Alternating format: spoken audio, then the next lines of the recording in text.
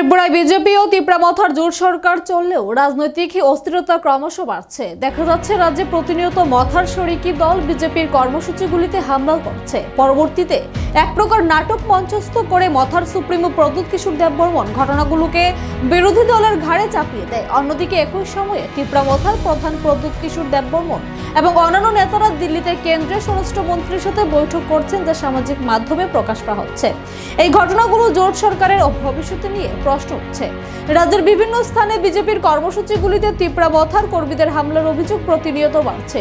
প্রতিটি ক্ষেত্রে বিজেপির অভিযোগ, তীব্রামথার কর্মীরা তাদের কর্মীদের উপর আক্রমণ করছে এবং কর্মসূচিগুলিকে বরবাদ করার চেষ্টা করছে। শুক্রবার তীব্রামথার প্রধান প্রদ্যুৎ কিশোর দেববর্মা এবং অন্যান্য নেতারা দিল্লিতে কেন্দ্রীয় স্বরাষ্ট্রমন্ত্রীর সাথে বৈঠক করেছেন। এই বৈঠকগুলি সামাজিক মাধ্যমে প্রকাশ করা হচ্ছে, যা নিয়ে রাজনৈতিক মহলে নানা জল্পনা কল্পনা চলছে।